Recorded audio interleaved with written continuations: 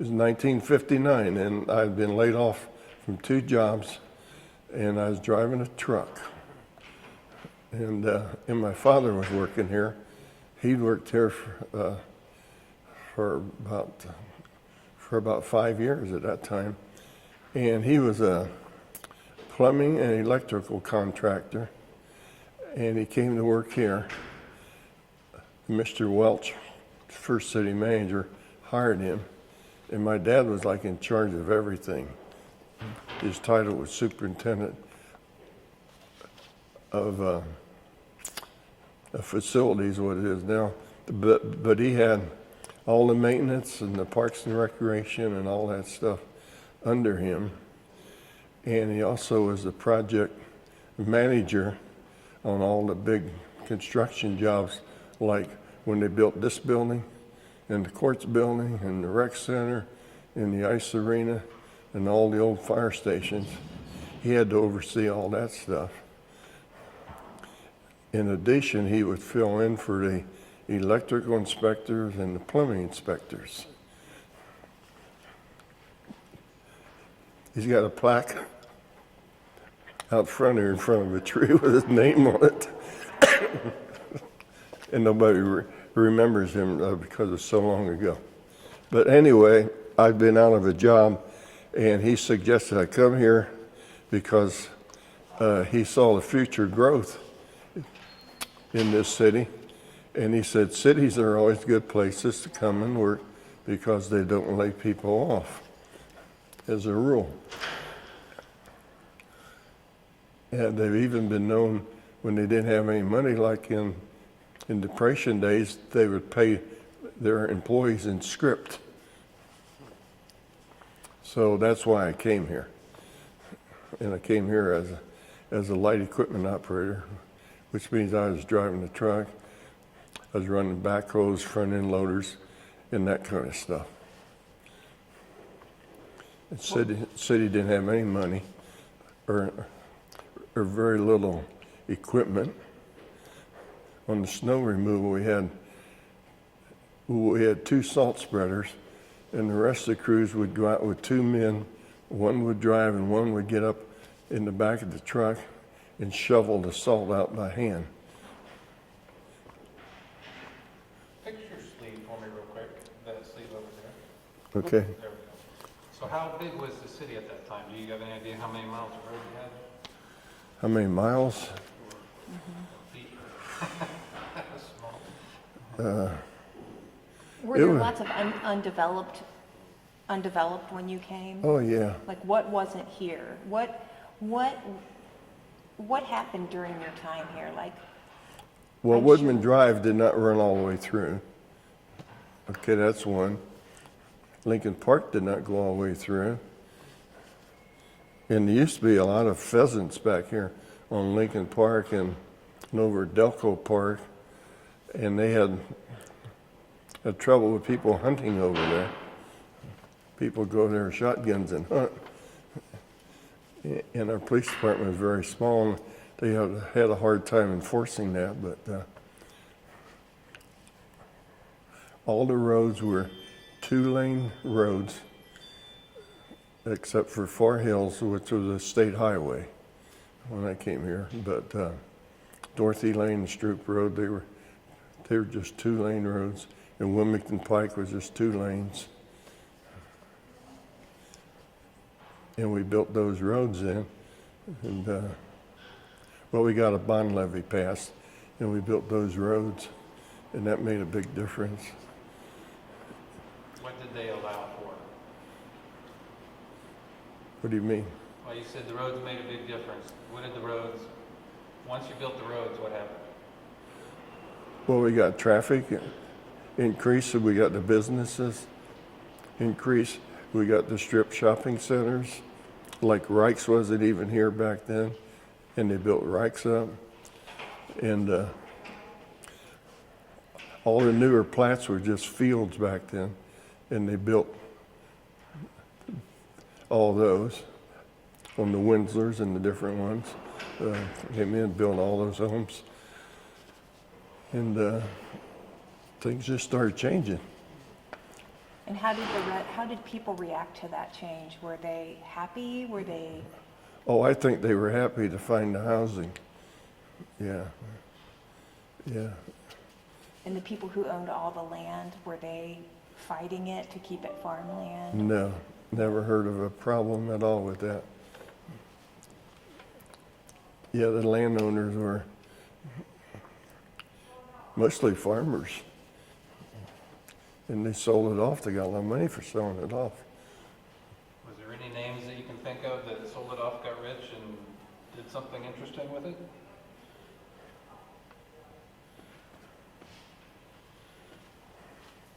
What were some names of streets that we might recognize today?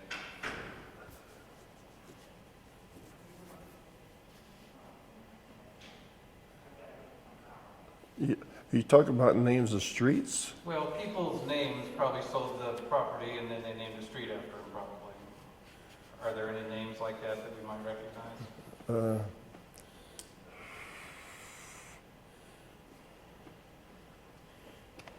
I can't think of any right now. It might come back to me. What about landowners? Was there somebody who owned a lot of land who sold a lot of it to developers?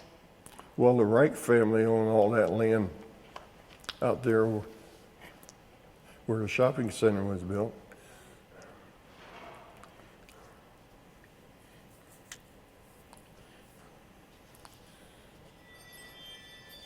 So was that your first project, would you say, is the helping to build the new streets? Yes, That was your, yes. Engineering designed all that work, and they would tell me what they had to have done. And then a contractor would come in and actually finish everything, all the pouring and stuff. But we handled a lot of the sewer work and drainage work and things like that prior to the contractor coming in. and when you came here, how many years was it until you started moving up and seeing things through a different lens, like as far as the city? You know, you were boots on the ground when you came. Yeah. And then how long was it before you went back to school? I was here 2 years, and Mr. Welch made me a supervisor in the street department. And then he encouraged me to go to college. And the city had a tuition program back then, and they still have it, where an employee can get $1,000 a year to go to college. And $1,000 wouldn't go anywhere now, but back then, UD was only $15 an hour. So I'd pay my tuition and books and still have money left over every year. And it took me 9 years, and I got my engineering degree. And you started out making, was it, how much an hour? 15. When I graduated, it was 18. And you're probably paying $500 now for your daughter.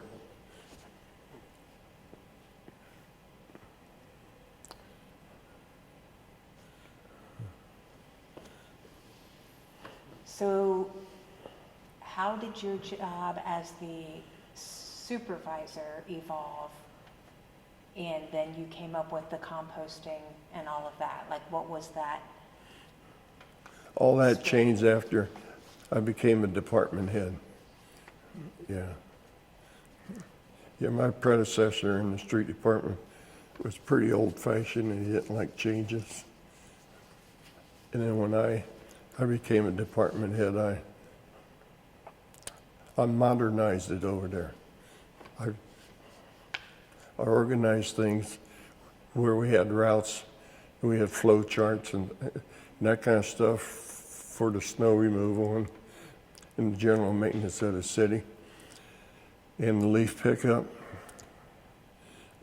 I started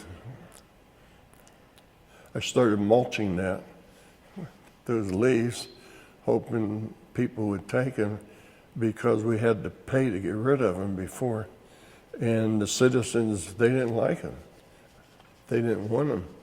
And then I had a contractor from up on Lake Erie. He was coming down, hauling those away by the semi-loads. And he was bagging it and selling it. And the word got out, and our citizens started wanting that mulch. And now we don't have enough to go around. They want more every time, so that worked out real good. So you came up with that, with the Yes. with the whole concept of Yeah. repurposing the leaves after collection. Mulch in the compost, yes. Yeah.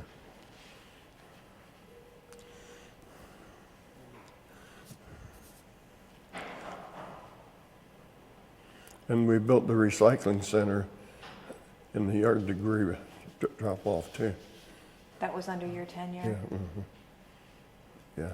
How did that come to happen? How did that come to be? City manager was Steve Usman, and he wanted something done there with it, and he came over and talked to me, and actually it was his idea, but I'm the one who had to put it into effect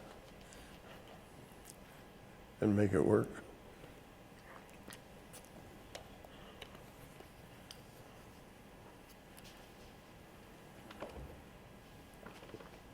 So what do you think is your biggest success? See? Your biggest success here during your tenure, either as a employee or as an elected official? Employee. Tell us about it. I felt more hands-on then. I could pretty much do what I wanted to if the city manager agreed with me.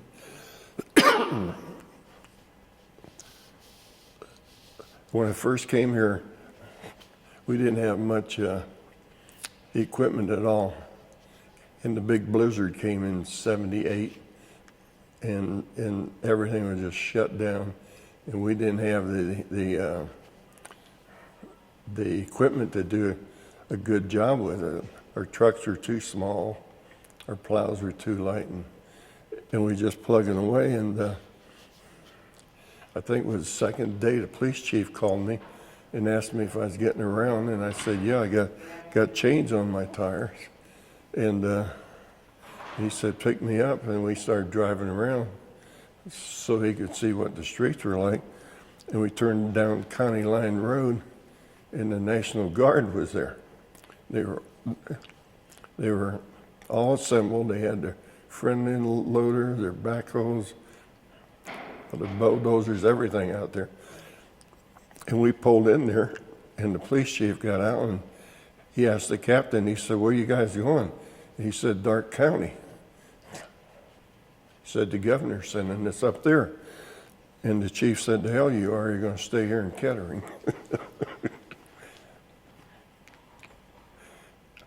What chief was that? And they stayed here, and they did a really good job for us, helping us out. And when the city manager saw that, he started letting me buy bigger trucks, heavier trucks, plows, automatic salt spreaders, and things like that. So we do a much better job now on the snow removal. And I was the first one to add calcium chloride on the salt. Nobody else did it. And now everyone does it. Yeah. So technology from the time that you started to the time that you retired must be vast. I mean, It was. It was.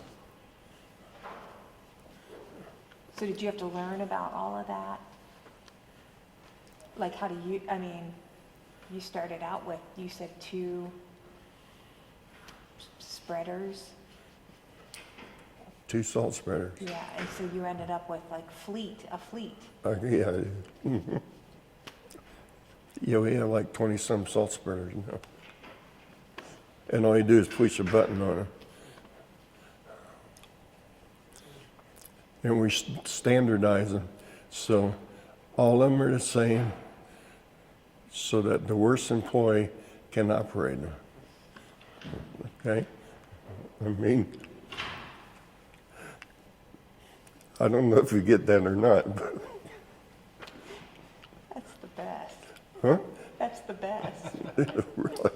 Yes, tell your stories like we've never heard them before because, you know, that's what we want to get, like the Blizzard story. That is, you know, those are the times that.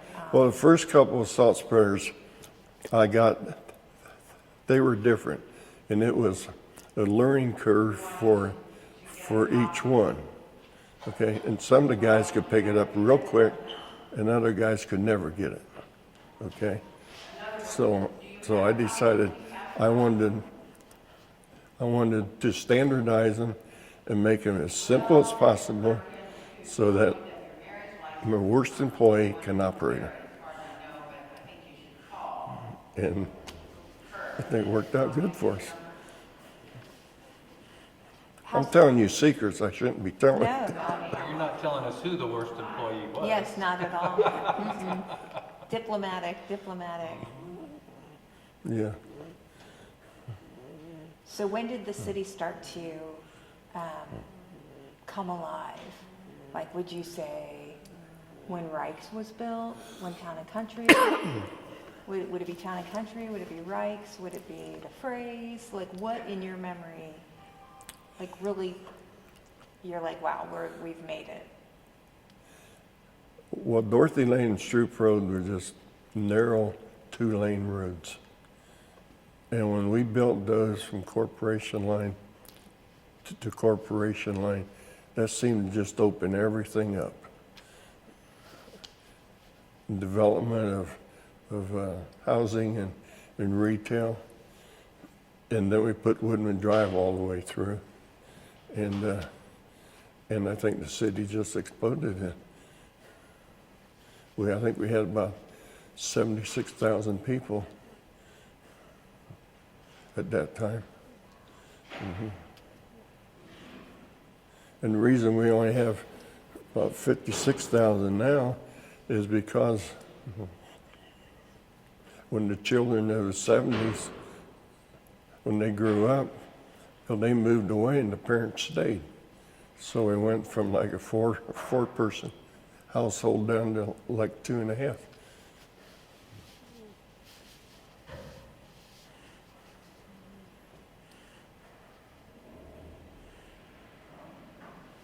I just sit here and wait because I think you're going to think of something else, you know? We used to have a lot of flooding problems. A lot of flooding problems. And it was my responsibility. I had to work on the channels in the ditches. You guys are part of that? And we rebuilt a lot of channels. We found the areas that are prone to flooding, and we improved those.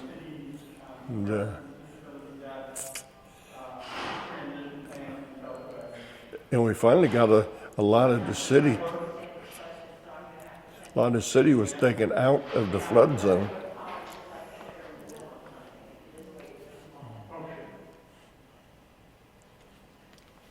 So you're talking those channels that are built into certain areas, like there's one over off the crosses, Wilmington,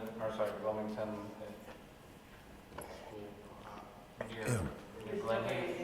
You know those big channels. Right. Those are fairly unique, I think. Yeah. Tell us about those.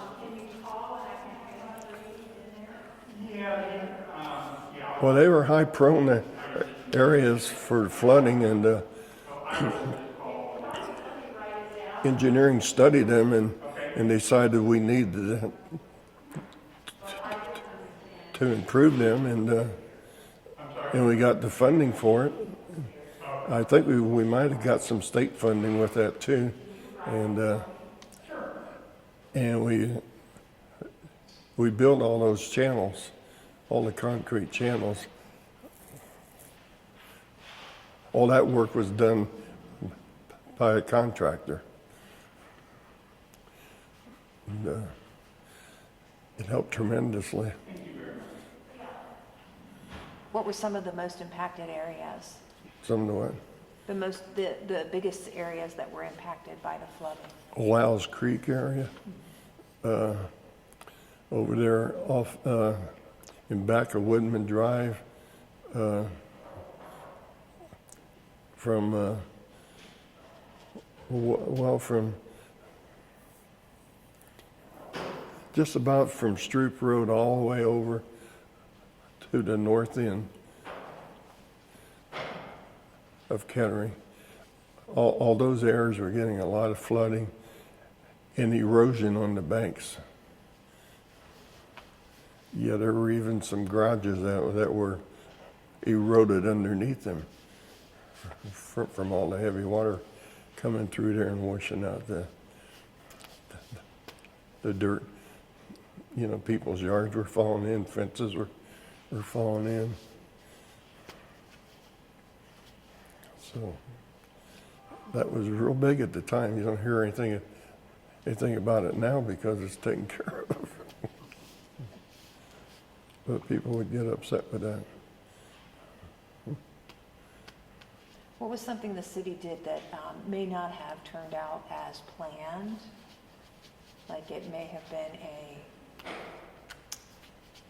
I don't want to say failure, but for lack of a better word.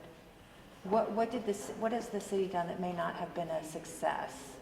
Like the plan didn't turn out as well as they anticipated. Can you think of a project like that?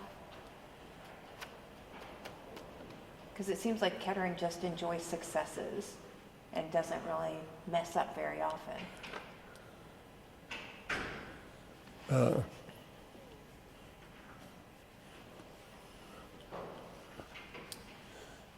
I can't think of anything in the public works. I can think of some in the zoning department, but I'm not going to go there for that. Right? Yeah. No. Okay. Now, we always had the ability, if it started out wrong, we could change things and make it right. Yeah. So what's the biggest change from when you came until you retired? What's the biggest change? Did technology cause people not to have to work as hard? Was it not as labor intensive when you left?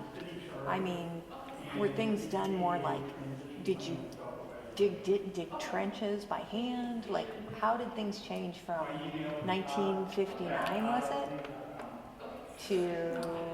Till I retired. Yeah. Well, first of all, when I first came here, we didn't have any money. We didn't have an income tax or anything like that. So all that improved.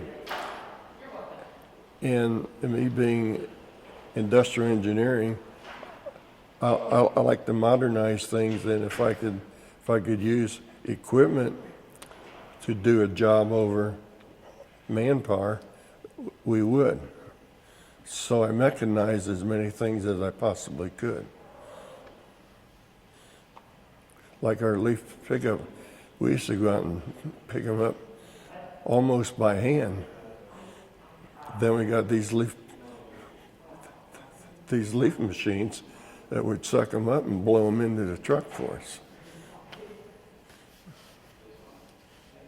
I was always looking for efficient ways of doing things. And the city managers always supported me. We had great city managers here. Every one of them's been really great. Tell us about the city managers, because you've seen everyone, you've worked for every one of them, right? Yes. So start out by saying I've worked for every city manager, and just tell us something about each if you want to. Well, I worked for every city manager. But when I came here, Irvin Welch was the city manager. He was from Boston. He was a World War II vet. He was an officer on the destroyer, saw a lot of action. He was hard of hearing. He was on a ship when all the cannons and gunfire was going on. So, but he was a good manager, very good manager. And he left, and a young man his name was John Laney, came from Miamisburg, and he was Brighton, and he did a lot of good stuff for us, and everyone liked him. And then he was offered a bigger job out in Kansas City, and he went out there. And Phil Hockey followed him, and Phil was a young guy, 32 years old, from Worcester, Ohio. And he was bright and ambitious, and he was here 2 years, and he got offered a city manager's job in Santa Ana, California, and he went out there. And then I guess the city decided they needed some more stability, and they hired Bob Walker from up in Delaware, Ohio, who'd been a city manager for years and years, and he was just an outstanding guy. He was easy to work for. He had a lot of foresight. He knew what was going on. He'd been around a long time, and then he retired, and Steve Usman came in, and you know Steve, he watched every nickel we spent. And he was open to ideas, but you had to sell them a little bit harder, because he always wanted to know what the cost was going to be. And then when he left, we got a great city manager in Mark Sweeterman, who's just outstanding. I think he's the best in the area, probably best in the state. And I don't know who's going to be next, maybe Mary Ainsville. So under which city manager did your composting project, which manager approved that? Was that Mr. Huseman? No, that was Mr. Walker. Oh, Yeah. he's a wonderful man. You know him? I do. Not well, but I know him from Police Foundation. He's so Okay. cool. He's like you. He's like you are. Very laid back. Yeah. Mm-hmm. So are there any hidden gems about Kettering that people don't really talk about? Like you talked about before Lincoln Park was here. You know, that there were people who lived there? There's like farm back there. Yeah. Yeah. Uh-huh. Yeah. So are there any like hidden things about Kettering? Like was there a community within Kettering that used to live somewhere that, you know what I mean? Like Only under- the Shakers out there on Patterson Road. That was interesting. So what happened with them when all the development happened? What happened to the Shakers? They left, and I don't know where they went. But I think they had about 700 acres out there, and they farmed it. And we used to go out there, and we'd get apples and pears and things off their trees. And they just, I don't know where they went. Was there an apple orchard in Kettering? They had one at State Farm. And that was taken down to develop?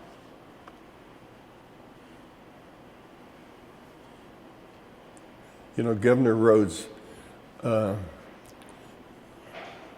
he took that over. That was a state farm out there. at a State Farm. They took it over from the Shakers. And the State Farm, well, they farmed it.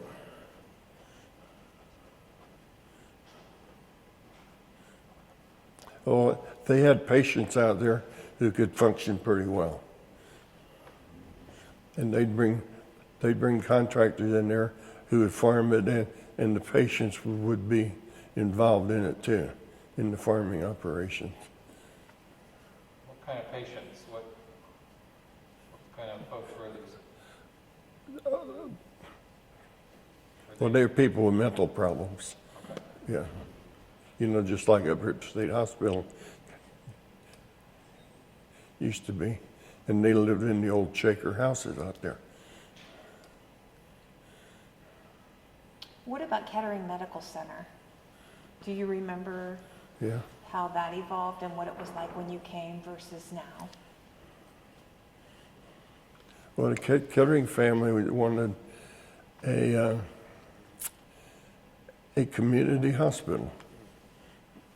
And they built that hospital just, I mean, back then it was like a third of the size it is now. You know, and they just kept adding on to it and building it up more and more. And, but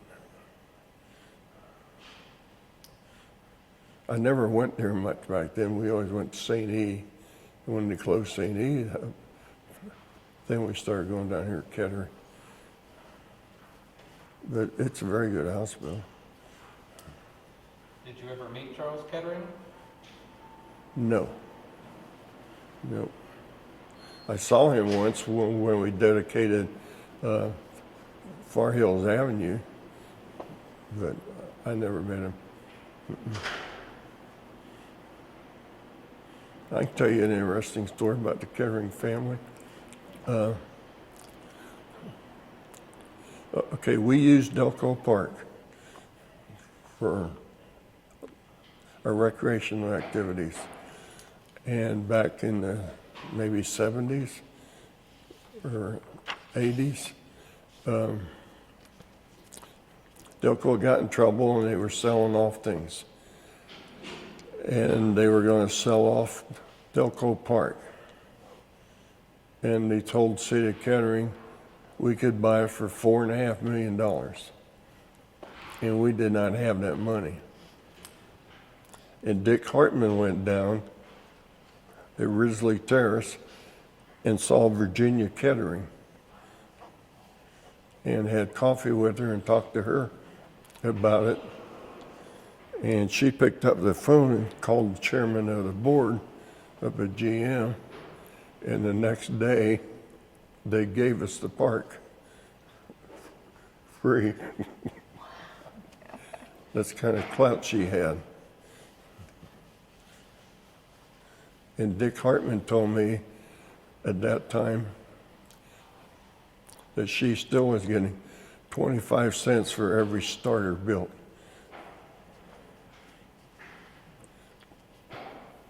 So she had a lot of shares in it.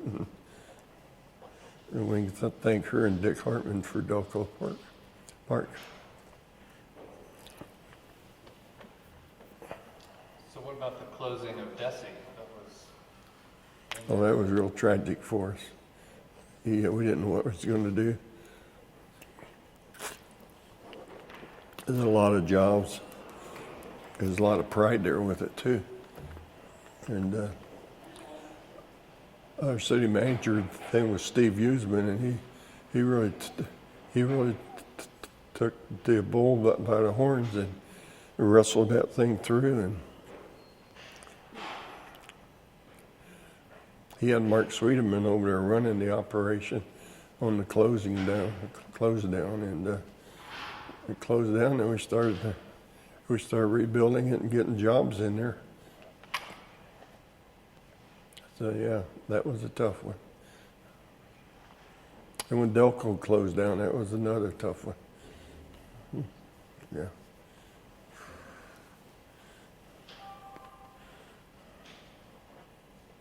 So you've seen the city rebound after some pretty big punches. Yes. Yeah, I have.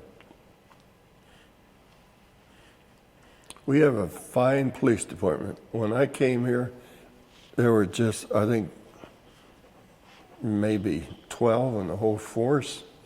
And I remember lots of nights, they'd have one patrol car for the whole city.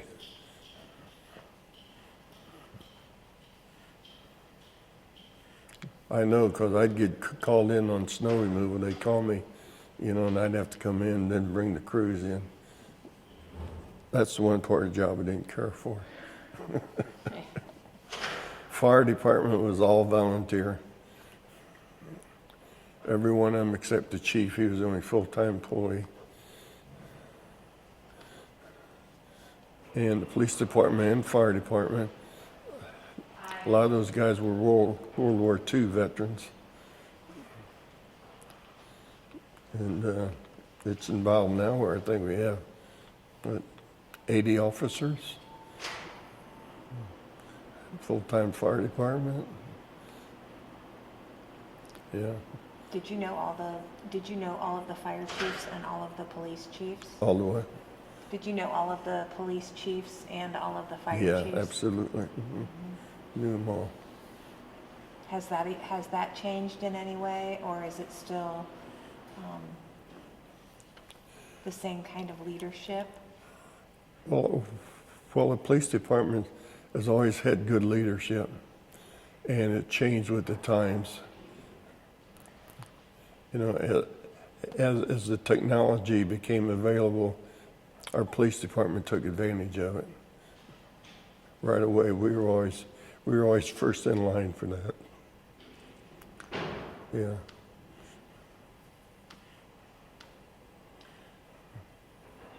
So ask him how he became an elected official. How did you become an elected official? What made you decide to do that?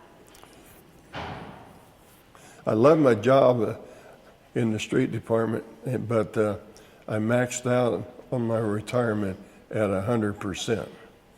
And I wasn't going to work for nothing, and it was time anyway to turn it over to somebody else. So I retired, and I retired in March. I was getting bored. You can only play golf so many days a week. And I was up at the, I was up at the barber shop, and I mentioned to the barber that I said, I think I'll run for city council. And he told Sam Morgan that. You know Sam Morgan? Anyway, a couple of days later, Sam Morgan called me and said, I heard you're going to run for city council. And he said, yeah, I'm thinking about it. And he said, well, come on down here at my office. And I went down to his office, and he said, here, I got $5,000 for you if you want to campaign for city council. And I thought, holy crap, I can't get out of it now. So that's how I got into it. And I liked it. I enjoyed it. I loved being involved in it. How long did you serve? 18 years. Or 17 and a half, something like that. I'm not sure. Yeah. Yeah. And you've been through all of our mayors. You've worked with every mayor we've had. Mm-hmm. Do you have anything that you'd like to say about them, or,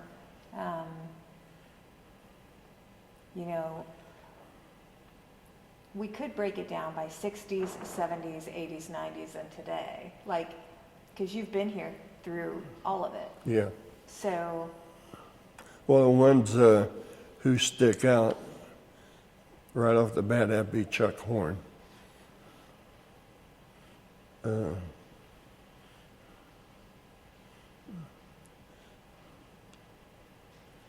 Mary Lou Smith she was a good representative, and she was a good image for the city of Kettering. And What did Chuck Horn do? he was very innovative, and he was very conservative in making sure we got the biggest bang out of the buck for us. He was thrilled to death with the leaf mulch program. He thought that was the greatest idea he thought of. Yeah. Yeah. Every mayor was different. We have Don Patterson now, who I just think is outstanding. I think he's the best we've ever had, really. I mean, he works really hard at it. We had Jerry Bush, but most of the old mayors had full-time jobs, and you know, and they just worked part-time at this. Okay, Don Patterson has a full-time job, but it seems like what the city needs comes first. And he's his own boss on his other job, so you know, he gives it whatever time it takes and more. He donates a lot of time to the city of Kettering, and this city is going to miss him, unfortunately, because of the term limits that got put on the city. Yeah. So you chose to make Kettering your home and you raised your family here. Were you from Kettering or were you from? No. No? No. I was born up in Findlay, Ohio, and I lived up on Lake Erie for a while, and went back to Findlay, and then we moved down here. My dad took a job at the base during World War II as a contractor, doing things for them. So when I came here, I liked what I saw. I'm very proud of the city of Kettering. You know, we have everything here. We got great recreational programs. We got great services. It's easy to get around town in. We have good shopping. So, you know, I just love it here, so I stayed here. In all the years I worked at the city of Kettering, it was like a labor of love. I enjoyed meeting all the people, and I met a lot of citizens. And I've heard a lot of their complaints, and I could sympathize with them because I came from the bottom up. I could sympathize with all my employees because I'd been there where they were. City manager and mayor. What was your favorite, like, what is closest to your heart? Which role or which time period while working for the city? And even as a councilman, I mean, does one set of years stand apart from the rest as your happiest? They all were good, but I'd say in the 70s. Yeah, we had a lot of development going on. A lot of things were happening in the 70s. What happened in the 70s? New roads and new plats, the new businesses. Our recreation department was building up. Our police department was building up. Fire department was switching over from volunteer to full-time.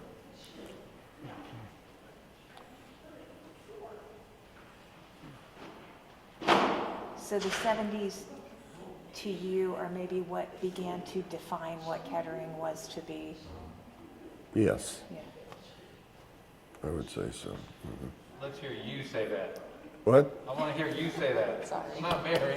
Sorry. So, yeah, just say, yeah. It's uncomfortable, but just you know, you look back at the 70s as I look back at the 70s as the most formative years in Kettering.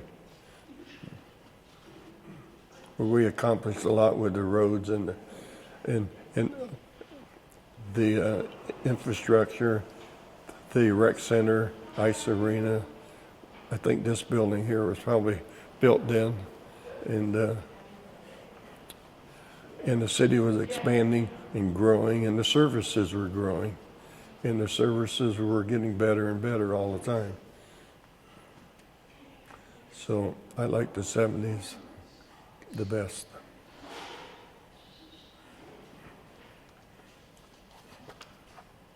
Is there anything else you'd like to add about your career, your time as council member, maybe some of the people you've worked with? Anything else you want to add?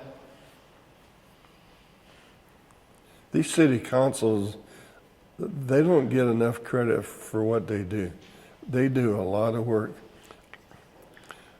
They spend a lot of their own time at, grand opening ceremonies and things such as that. And we please like 98% of the people. There's always that small faction of like 2 people, like 2% of the people, who criticizes them constantly. And I just feel bad about that. I don't like that at all.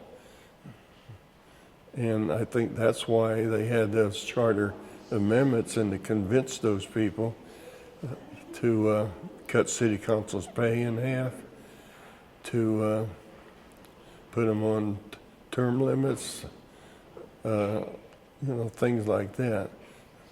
We figured up on city council pay, we get like $1.25 an hour.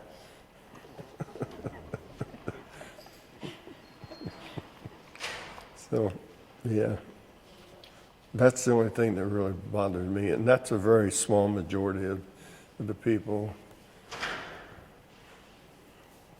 Very small. Do you want to speak about our volunteer program? Because I know you've worked alongside Mary Lou and Bonnie and Joyce. Do you have anything to say about Kettering's volunteer program? Over in the street department, I never used any volunteers except in the vehicle maintenance center where they would chase parts for us, and they were very valuable there. I just know of all the things that they've done in other departments in the city, and they really do a nice job and a good job, and they save the city a lot of money. And Bonnie was a great director, and so was Mary Lou. Actually, I hired Mary Lou in the street department, and then she transferred up here after several years. But yeah, we're very proud of our volunteer program. I don't think there's another one like it in the whole state.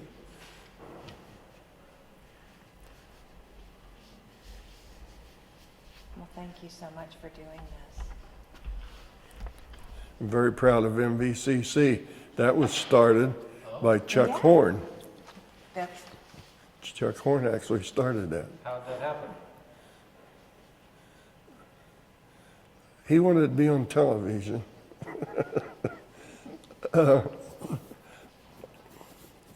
He wanted to communicate with the public, with the citizens, and he saw that as a way he could do that. And unfortunately, when we started out, our viewership was very, very small, and we didn't have the technology where you could go to a website and look up things like you can now. But that has really grown and evolved into a useful tool for governments. I know I look at their site all the time. Yeah. And before, we never had a public information officer who would get the word out, and that made a big difference. I think the first one was Lima Rusticus, and just by getting that information out to our citizens, I think is really helpful. And that's one of the reasons we have such a good city. People are involved, or at least they know what's going on in the city.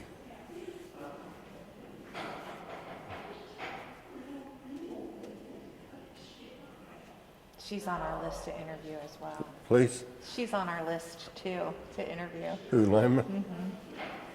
Yeah. Who else is on your list?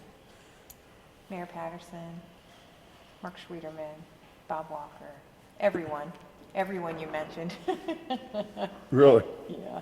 Yeah. So your biggest accomplishment, what do you think that is?